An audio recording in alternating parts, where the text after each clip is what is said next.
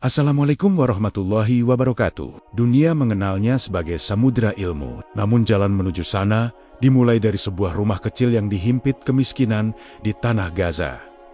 Seorang bayi yatim lahir tanpa warisan harta, namun membawa garis keturunan yang mulia. Inilah kisah Muhammad bin Idris As-Syafi'i, seorang bocah yang tidak memiliki kertas untuk menulis, namun mampu memindahkan seluruh ilmu ke dalam dadanya. Sebelum kita melanjutkan kisah penuh hikmah ini, mari kita sejenak saling mendoakan. Bagi Anda yang berkenan menekan tombol subscribe, like, dan share, semoga Allah berikan kemudahan dalam hidupnya dan dimudahkan rezekinya. Amin. Tahun 150 Hijriah, tepat di tahun wafatnya Imam Abu Hanifah, lahirlah seorang bayi di Gaza, Palestina. Ayahnya wafat saat ia masih balita, meninggalkan ibunya dalam kesendirian yang pahit. Khawatir akan silsilah keturunannya yang berasal dari Quraisy. Sang ibu membawa Syafi'i kecil menempuh perjalanan jauh menuju Mekah di usia 2 tahun. Ibu Syafi'i bukan wanita biasa. Ia adalah wanita cerdas yang tahu bahwa anaknya membawa berkah. Di Mekah, mereka hidup sangat kekurangan. Syafi'i kecil tidak mampu membeli kertas. Ia sering pergi ke tempat pembuangan untuk mencari tulang unta yang putih atau tembikar, pecah hanya untuk mencatat pelajaran dari gurunya. Di usia 7 tahun, sebuah keajaiban terjadi. Syafi'i telah menghafal seluruh Al-Quran dengan tajwid yang sempurna. Namun, ia tidak berhenti di sana. Ia merasa bahwa kunci untuk memahami agama adalah dengan menguasai bahasa Arab yang paling murni. Ia kemudian pergi ke pedalaman gurun, bergabung dengan suku Huzail, suku Arab yang paling fasih bahasanya. Selama bertahun-tahun ia tinggal di sana, belajar memanah hingga menjadi pemanah ulung yang tak pernah meleset, dan menghafal ribuan baris syair Arab kuno. Berita tentang seorang ulama besar di Madinah bernama Imam Malik bin Anas sampai ke telinganya. Syafi'i yang saat itu masih remaja, ingin berguru pada sang Imam Darul Hijrah. Namun, ia tahu Imam Malik sangat tegas dan hanya menerima murid yang sudah siap. Syafi'i meminjam kitab Al-Muwatta,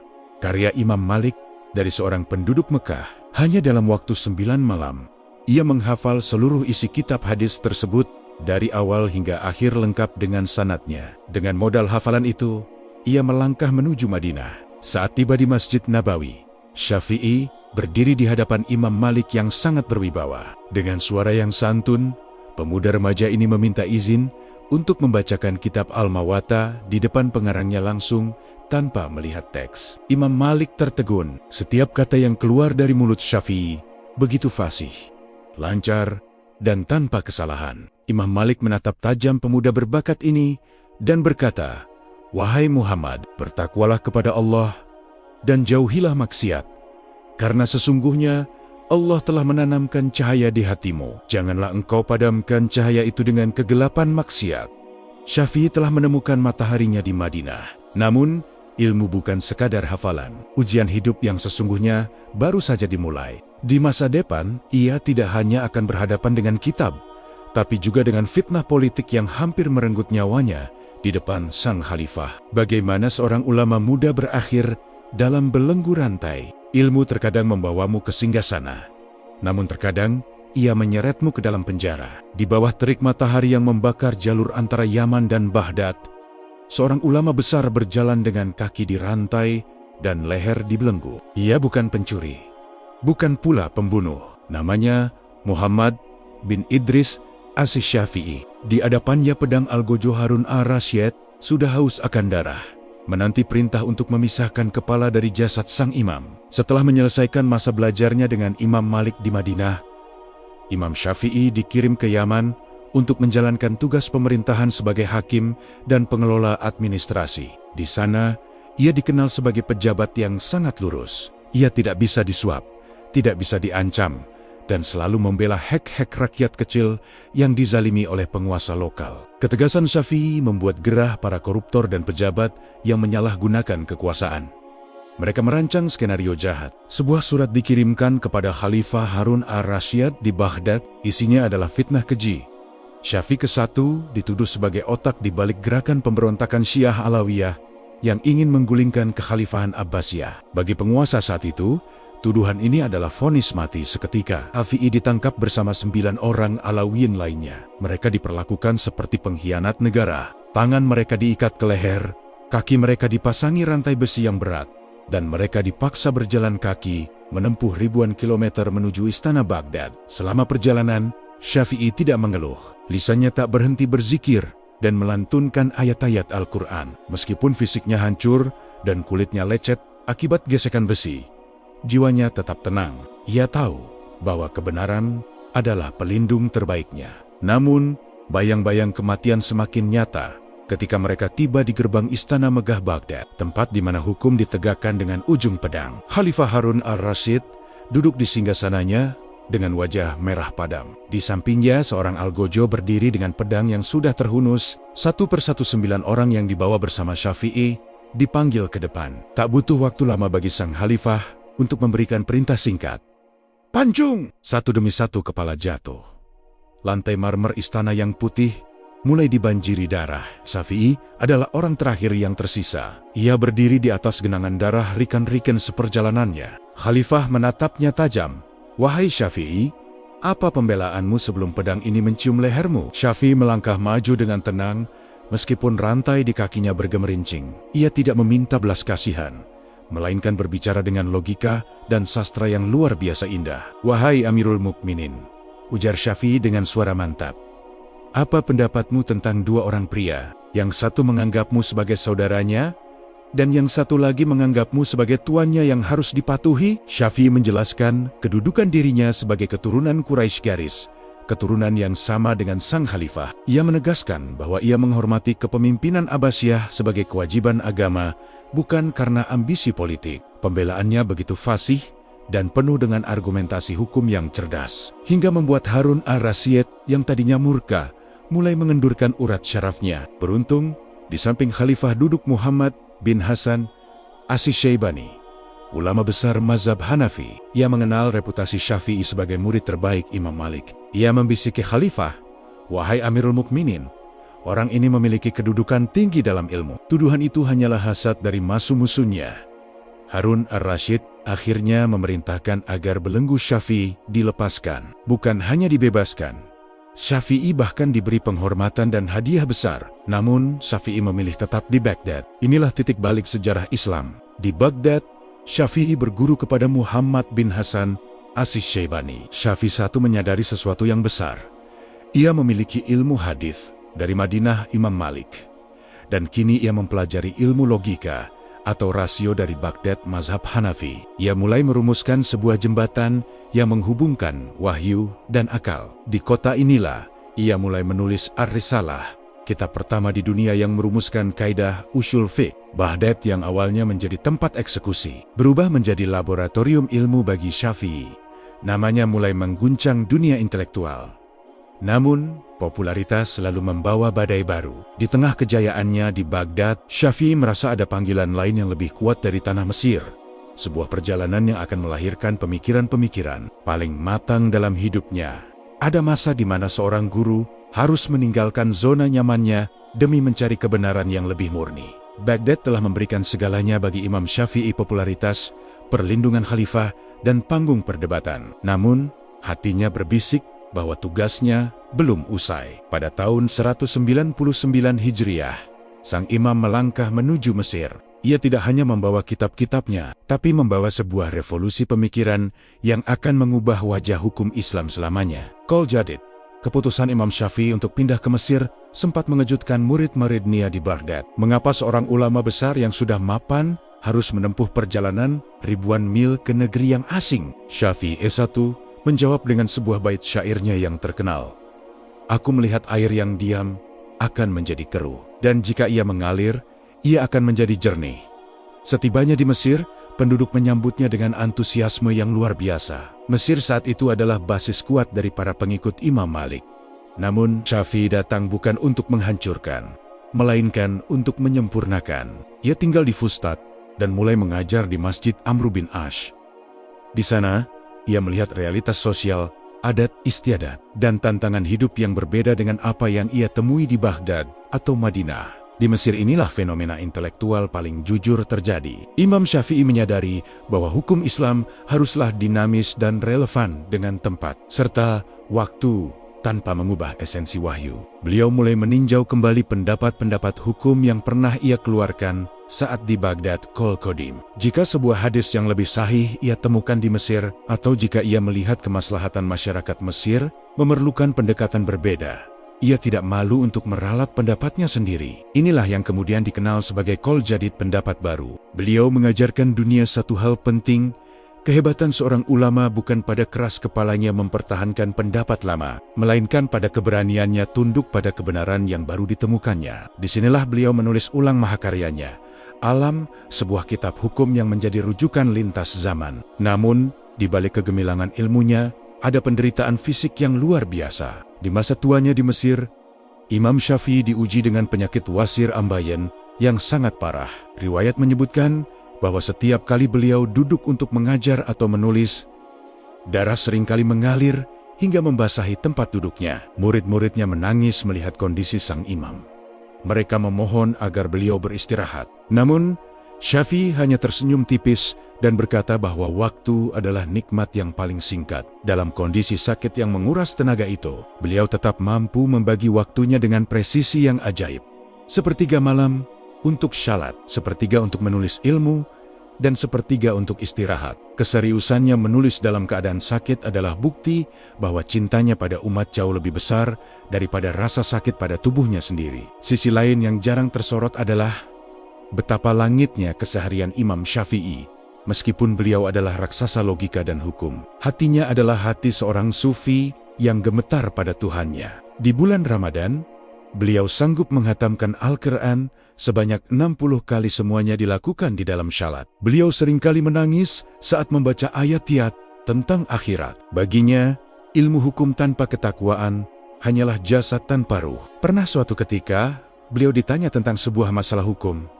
Namun beliau terdiam lama. Saat ditanya mengapa, beliau menjawab, "Aku diam hingga aku tahu apakah diamku lebih baik atau bicaraku yang lebih mendatangkan ridha Allah." Mesir telah menjadi pelabuhan terakhir bagi samudera ilmu Muhammad bin Idris Aziz Syafi'i. Di sana, ia merajut kembali hukum Islam menjadi sesuatu yang indah, sistematis, dan mudah diamalkan. Namun, usia tidak bisa ditawar. Penyakit yang dideritanya semakin mengganas, dan tanda-tanda kepergian sang matahari mulai tampak jelas. Bagaimana detik-detik terakhir sang imam meninggalkan dunia ini.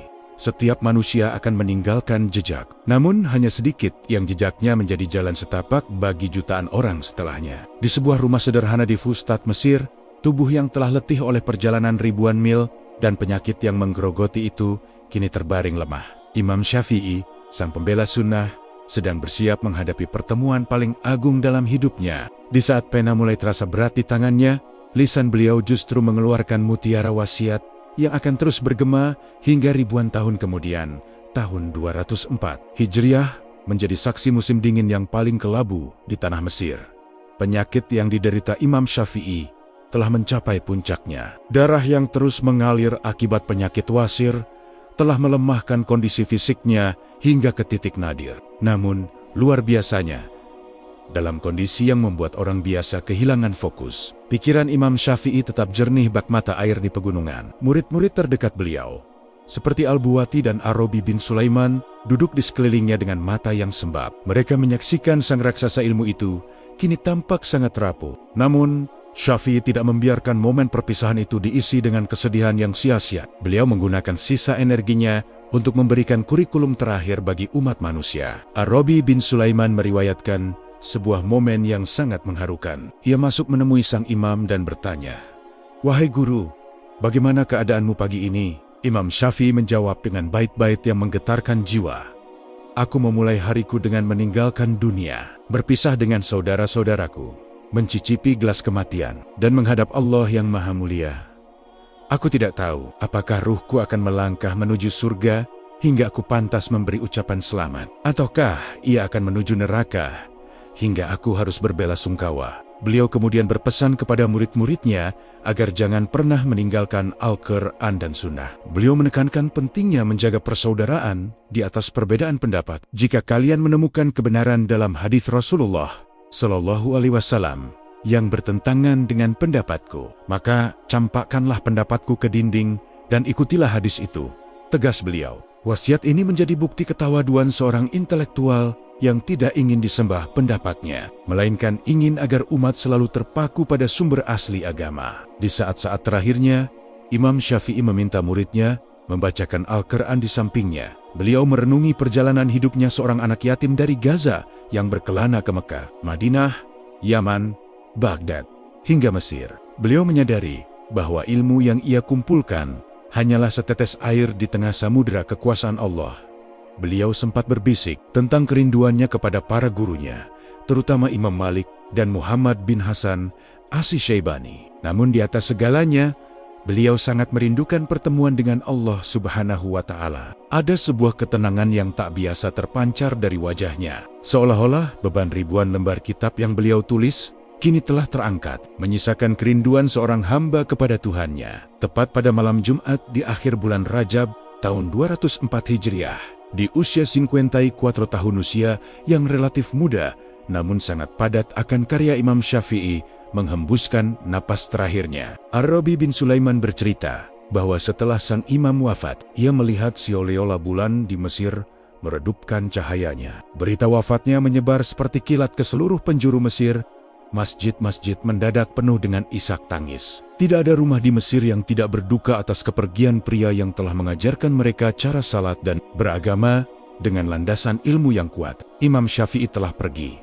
Namun matahari pemikirannya baru saja terbit di seluruh dunia. Jenazah beliau diantar oleh lautan manusia menuju tempat peristirahatan terakhirnya di kaki Gunung Mukatam. Namun, apakah perjalanan beliau benar-benar berakhir di sana?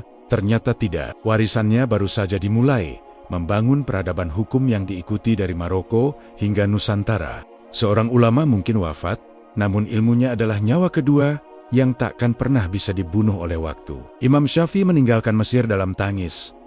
Namun ia mewariskan sebuah sistem hukum yang begitu rapi, moderat, dan kuat, sehingga mampu melintasi samudera dan mendaki pegunungan. Dari pesisir Afrika hingga ke pelosok Nusantara, nama Syafi'i menjadi identitas, pondasi, dan pelita bagi umat Islam dalam menjalankan ibadah sehari-hari. Setelah wafatnya sang imam, murid-murid setianya seperti Arabi bin Sulaiman Al-Muradi dan Al-Muzani tidak membiarkan lembaran kitab alam berdebu. Mereka menjadi duta-duta ilmu yang menyebarkan mazhab Syafi'i ke berbagai penjuru. Keseimbangan inilah yang membuat mazhab Syafi'i sangat mudah diterima di berbagai budaya. Mazhab ini menyebar ke Palestina, tanah kelahiran beliau, Suriah, Irak, hingga ke Hijaz. Namun, takdir terbesar mazhab ini ternyata berada jauh di timur, di wilayah yang saat itu dikenal sebagai negeri bawah angin, Nusantara. Bagaimana mungkin pemikiran seorang pria dari Gaza bisa menjadi mazhab dominan di Indonesia? Sejarah mencatat bahwa Islam masuk ke Nusantara melalui para pedagang dan ulama dari Hadramaut Yaman dan Gujarat yang mayoritas bermazhab Syafi'i ke-1. Kesultanan Samudra Pasai di Aceh adalah gerbang awal di mana mazhab Syafi'i ditegakkan. Ibnu Battuta, sang penjelajah dunia, pernah berkunjung ke Pasai dan mencatat dalam jurnalnya bahwa sang sultan adalah seorang yang sangat mencintai ilmu dan bermazhab Syafi'i. Dari sana, mazhab ini menyatu dengan budaya lokal, menghargai adat selama tidak bertentangan dengan syariat, dan menjadi nafas utama pesantren-pesantren di seluruh Indonesia hingga hari ini. Jika hari ini kita salat dengan doa kunut di waktu subuh atau melafalkan niat salat, itu adalah jejak-jejak ijtihad Imam Syafi'i yang tetap terjaga selama lebih dari 1000 tahun. Kisah hidup Imam Syafi'i bukan sekadar tentang hukum, tapi tentang etika hidup. Kita memetik hikmah tentang keteguhan hati. Beliau membuktikan bahwa kemiskinan dan status yatim bukanlah penghalang untuk menjadi pemimpin dunia. Beliau mengajarkan kita tentang kejujuran intelektual, berani mengakui kesalahan dan mengubah pendapat kol jadid jika menemukan kebenaran yang lebih kuat. Beliau juga mengajarkan tentang keseimbangan waktu. Di tengah kesibukannya memecahkan masalah hukum yang rumit, beliau tidak pernah kehilangan kemesraan dengan Al-Quran. Baginya, kecerdasan tanpa spiritualitas adalah kehampaan. Beliau adalah teladan bahwa seorang muslim harus cerdas akalnya, namun tetap lembut hatinya. Makam Imam Syafi'i di Kairo, Mesir, dengan kubah kayunya yang megah, hingga kini tak pernah sepi dari peziarah. Bukan untuk menyembah sosoknya, melainkan untuk mendoakan dan mengenang jasa besar seorang hamba yang telah menghabiskan setiap tetes darah dan tintanya untuk menjaga kemurnian sunnah Nabi Muhammad SAW. Umat Islam berhutang besar pada sang imam. Tanpa rumusan usul fiknya, mungkin kita akan kebingungan memahami cara menarik hukum dari Al-Quran dan Hadits. Beliau telah menyediakan peta agar kita tidak tersesat dalam memahami kehendak Tuhan. Muhammad bin Idris Asy-Syafi'i telah menyelesaikan tugasnya. Ia lahir dalam kemiskinan di Gaza, dirantai sebagai tertuduh di Baghdad, dan wafat dalam sakit di Mesir. Namun, setiap kali seorang Muslim di pelosok desa di Indonesia mengangkat tangan untuk takbiratul ihram, di sana ada pahala yang terus mengalir untuk sang imam. Inilah bukti bahwa keikhlasan dalam berilmu akan membuat nama seseorang abadi, melampaui usia jasadnya sendiri. Terima kasih telah mengikuti serial lengkap kisah Imam Syafi'i ke-1, Samudra Ilmu dari Timur hingga Barat di channel Serambi Kufah. Semoga kisah perjuangan beliau menumbuhkan semangat kita untuk terus belajar dan mencintai ilmu agama. Jangan lupa share video ini agar lebih banyak orang mengenal sosok agung ini. Sampai jumpa di kisah ulama dan pahlawan Islam lainnya.